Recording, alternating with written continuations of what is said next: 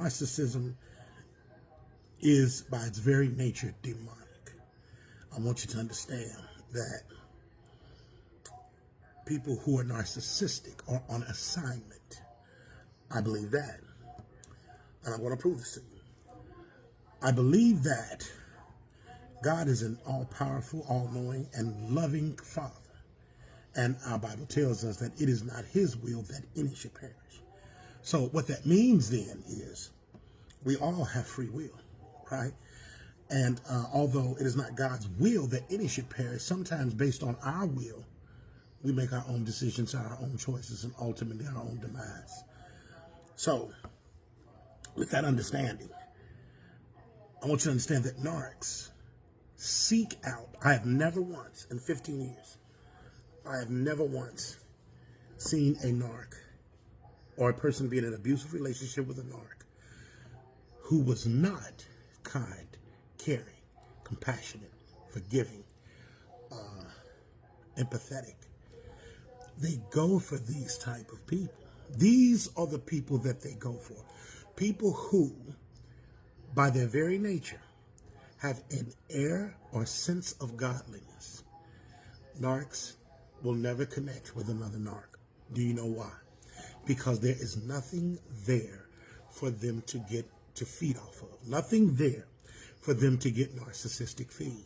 So they seek out, they hunt, they lock on to people who have an abundance of spiritual wealth, yet are unaware of how valuable they are.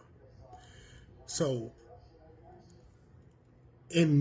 just like our Bible tells us, all things work for the good, right? All things work for the good to glorify God.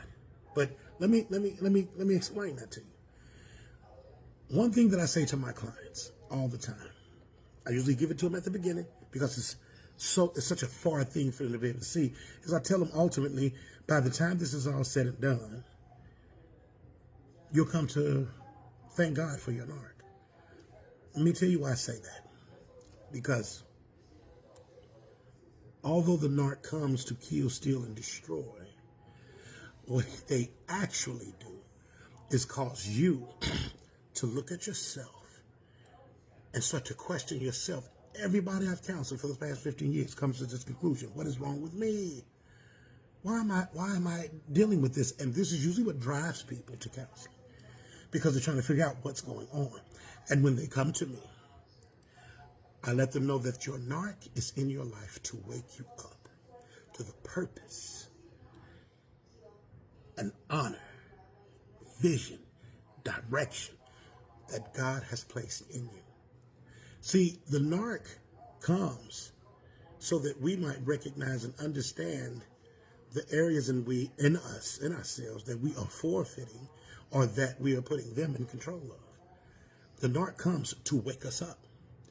And once we are awakened, we start to see them differently. And you can't see them differently until you become aware and awake as to who you are.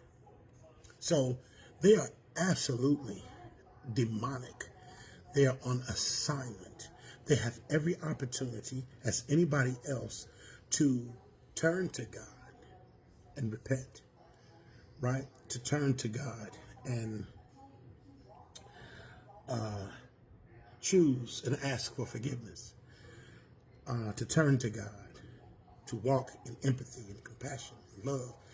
These are all traits that a narc steers clear from, because they have their own trauma that they've lived through, their own trauma that they've experienced, no different than anyone else. And what they've done is they've decided that this pain that I feel, I do not want to feel this pain anymore. So what I will do, and what my adjustment will be, is I will keep myself in a position of authority, keep myself in a position of hierarchy. I'll keep myself in a position where I do not have to feel anything, and I do not have to compromise who I am or my position for the sake of other people's happiness and joy. See, we all of us have experienced some trauma, some hurt, some pain from my past. But some of us experience that hurt and pain from our past, and we say, wow, that hurt me, and I know what it feels like. So I don't want to cause this to other individuals. That is the basis of empathy. Whereas a narc says, wow, I didn't like how that felt. So I will build up defenses and become advantageous to anyone who gets close enough to me or allows me in, so that I can not have to experience that feeling again. And any joy, happiness that I get, it will come by way of hurt, pain, aggravation, and frustration.